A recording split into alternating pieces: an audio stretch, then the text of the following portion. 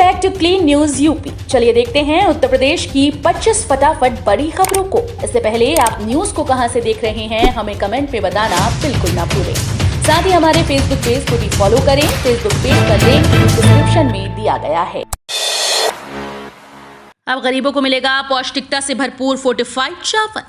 उत्तर प्रदेश सरकार ने कुपोषण के खिलाफ मुहिम छेड़ने की बड़ी तैयारी की है। अब उत्तर प्रदेश के सभी जिलों में सार्वजनिक राशन वितरण प्रणाली के तहत राशन की दुकानों से फोर्टिफाइड यानी पौष्टिक तत्वों से युक्त चावल मिलेगा। इस योजना की शुरुआत इस वर्ष के आखिर से होने की संभावना है। ये फोर्टिफाइड चावल पोषण के लिए आवश्यक आयरन, फॉलिक एसिड और विटामिन B12 से युक्त होगा और अधिक पौष्टिक भी। सार्वजनिक वितरण प्रणाली की तकरीबन 80,000 दुकानों के जरिए दिया जाने वाला फोर्टिफाइड चावल प्रदेश के 3.59 करोड़ राशन कार्ड धारक परिवारों के 14 करोड़ सदस्यों को कुपोषण से छुटकारा दिलाने में सहायक होगा। नई डेयरी नीति से यूपी में पशुपालन क्षेत्र का कायाकल्प होगा।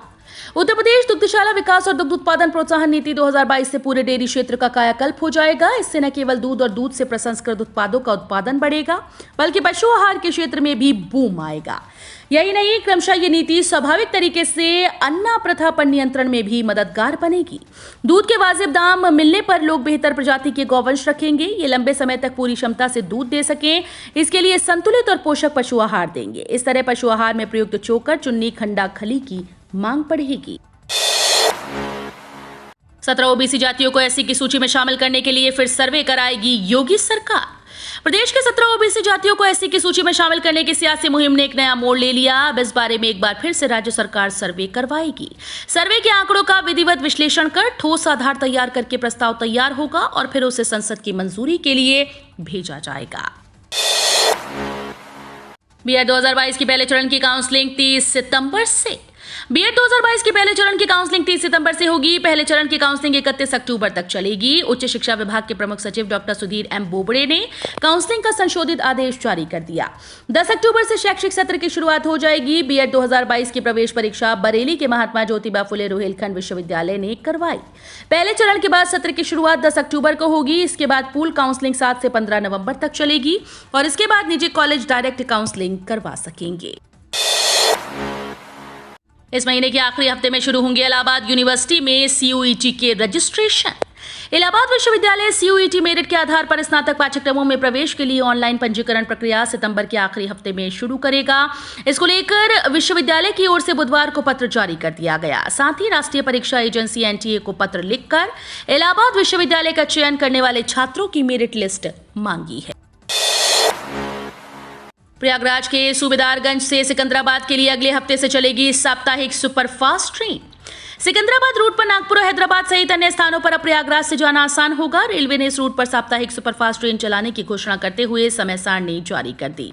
उत्तर मध्य रेलवे के CPRO डॉक्टर शिवम शर्मा ने बताया कि 04121/04122 सूबेदारगंज सिकंदराबाद सुपरफास्ट साप्ताहिक विशेष ट्रेन का संचालन 29 सितंबर से 27 अक्टूबर तक होगा। 04121 सूबेदारगंज सिकंदराबाद सुपरफास्ट 29 सितंबर से प्रत्येक गुरुवार को अपराह्न 3:50 पर रवाना होगी। मदरसों के बाद वक्फ संपत्तियों की भी जांच होगी। यूपी की योगी सरकार ने वक्फ बोर्ड का 33 साल पुराना शासनादेश रद्द कर दिया। वक्फ के नाम पर बंजर, ऊसर, भीटा जैसी सार्वजनिक संपत्ति को हथियाने वालों की मनमानी अब नहीं चल पाएगी। प्रदेश की योगी सरकार ने 7 अप्रैल 1989 को इस बाबत जारी एक विवादित शासनादेश को निरस्त कर दिया। यही नहीं, 7 अप्रैल 1989 के बाद वक्फ संपत्ति के रूप में दर्ज सभी मामलों का पुनर्परीक्षण करवाया जाएगा। पुलिस भर्ती की आयु सीमा में बदलाव से सरकार ने किया मना।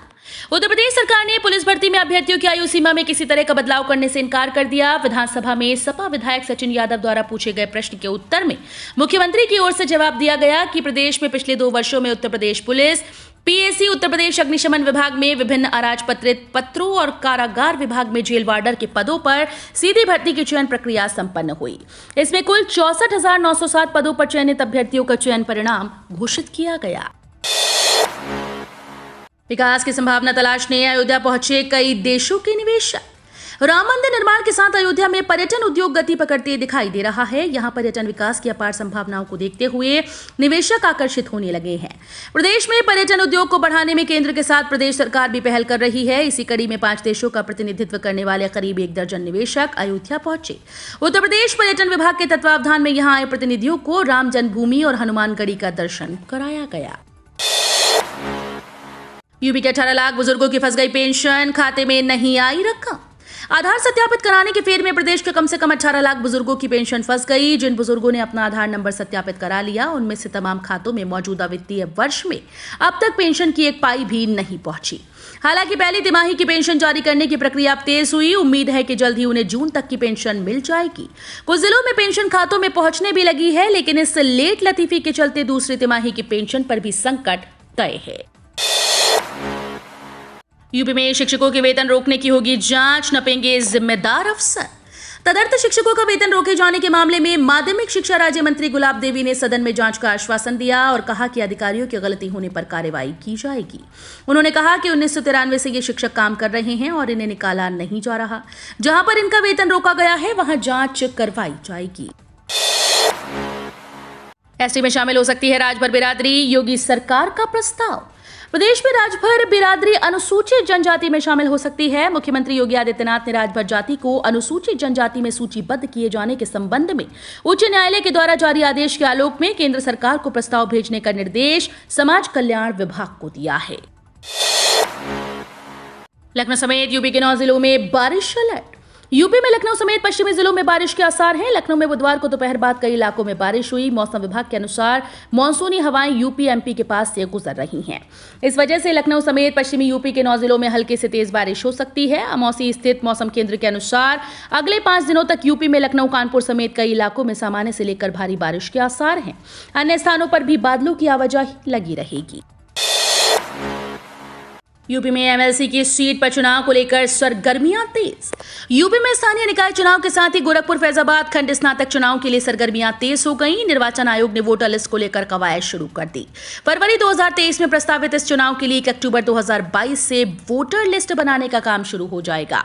नए सिरे से वोटर लिस्ट बनाई जाएगी और उसमें दर्ज वोटर ही मतदान कर सकेंगे। यूपी की प्राइवेट चीनी मिलों पर किसानों का 3,964 करोड़ बकाया।